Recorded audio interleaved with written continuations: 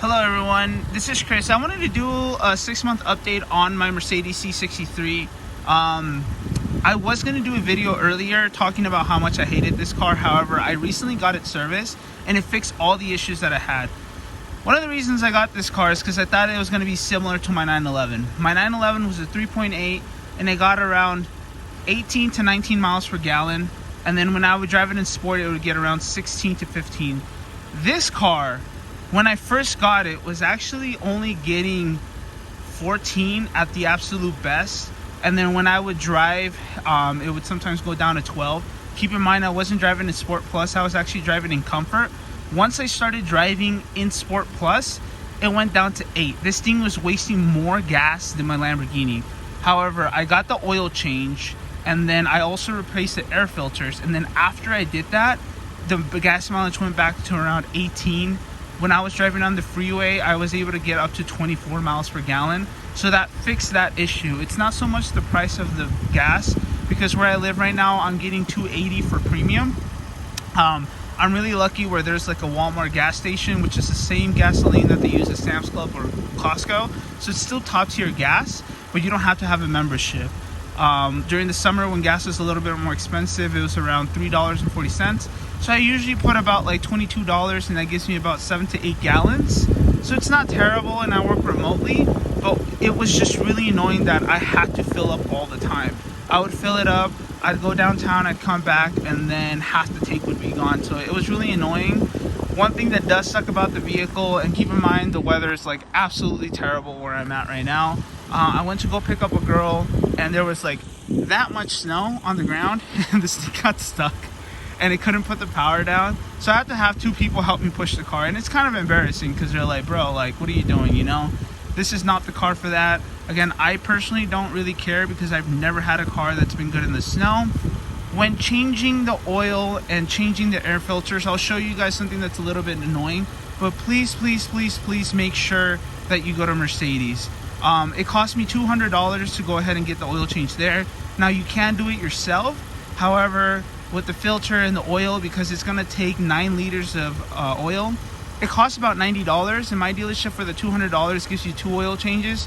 So I just got it there. Not only that, it has these 2 skid plates at the bottom that you have to remove before you can go ahead and even access the pan and everything. So I figured I might as well get it to Mercedes. It did have a check engine light on. Once I changed the air filter and I did all that stuff, the check engine light went away. I did notice that it was running a little bit warmer when they had the previous oil, because whoever serviced it beforehand didn't take it to Mercedes.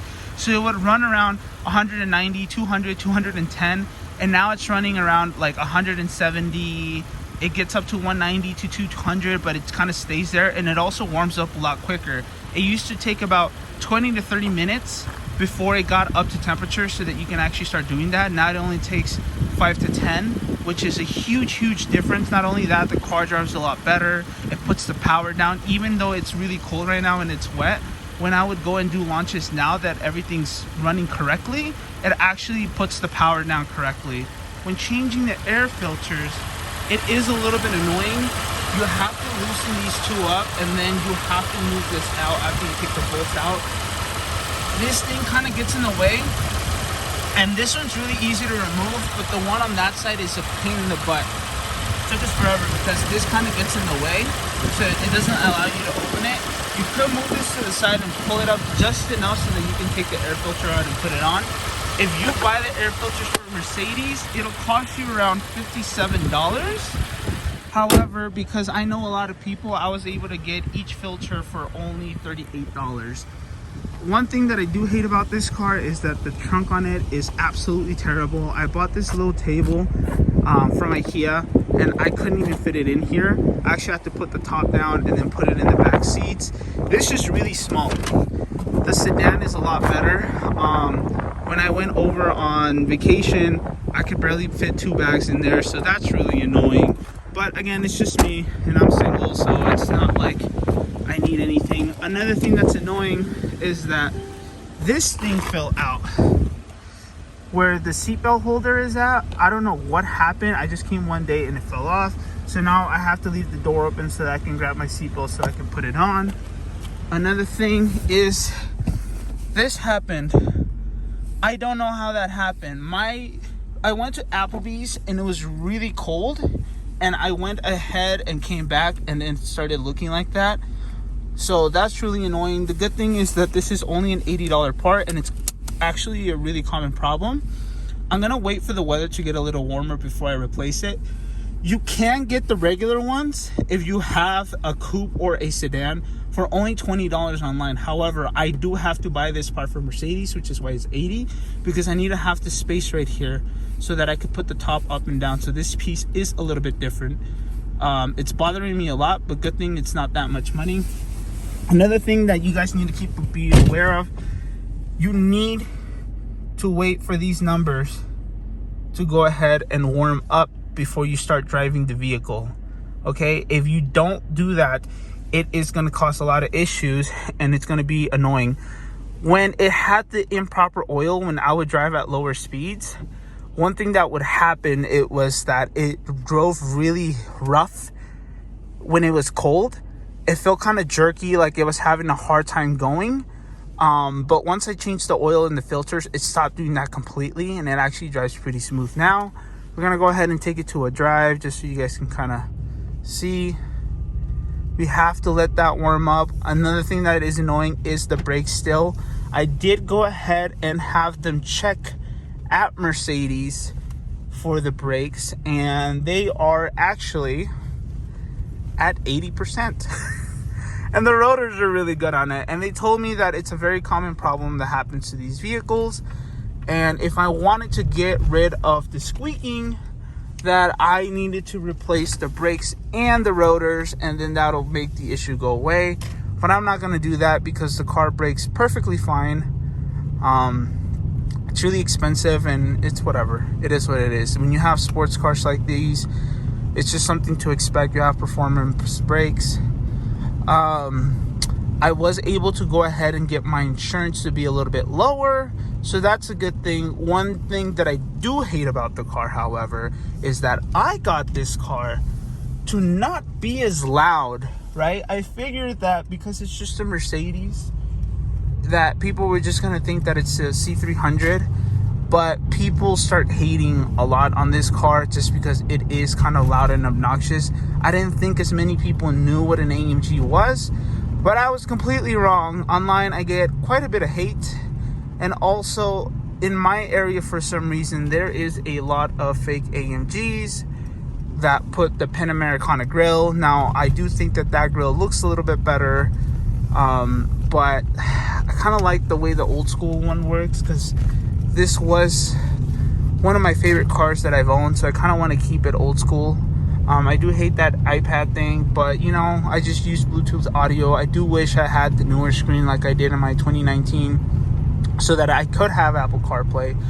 But the 2019, even though it has a better transmission and it's slightly faster, it does not make the pops and bangs that the C63 should making. You know, I figure like if you're getting a car like this, you might as well get the loudness and the drama. But overall, I am kind of happy with it. I love that it's white because it doesn't really get that dirty, especially here that it snows.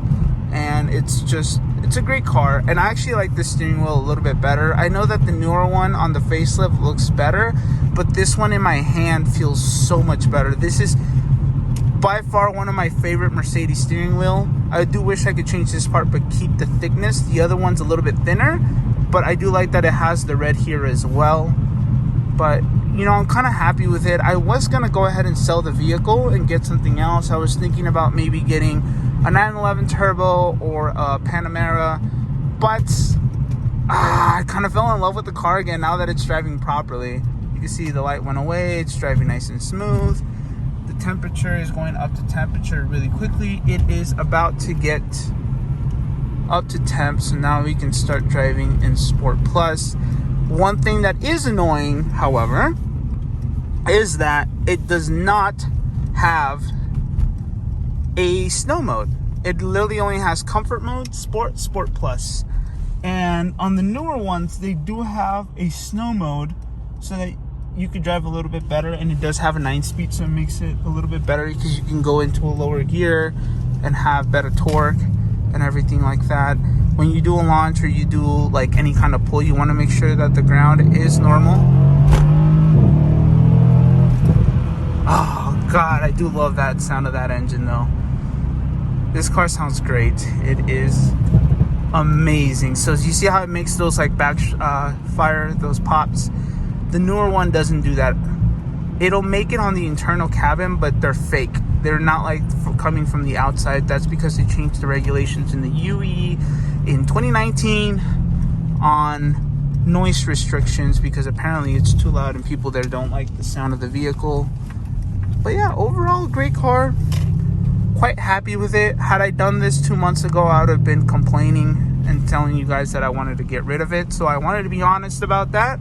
And that's why I like my reviews, because it's not just, oh my God, this car is great, it's got these horsepower, I could do all these things. And you know, I've actually owned all these cars.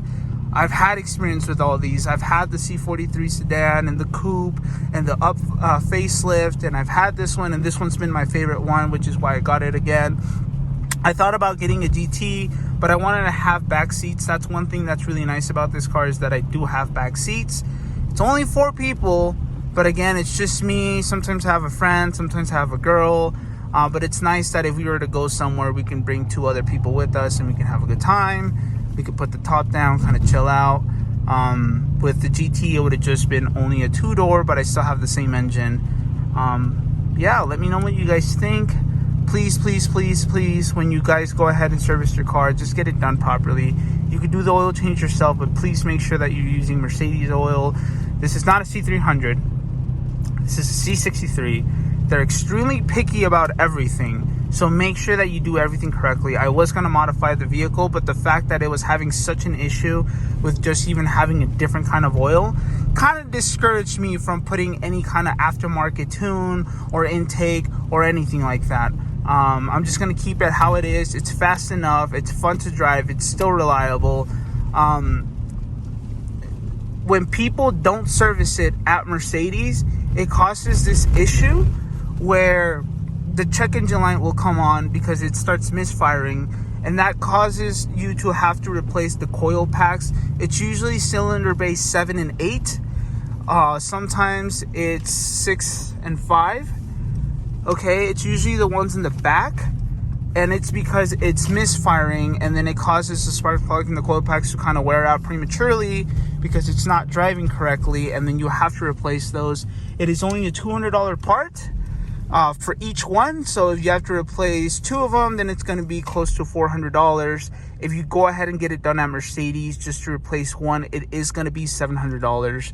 So not really a good thing, but let me know what you guys think, and I hope you guys have a great rest of your day.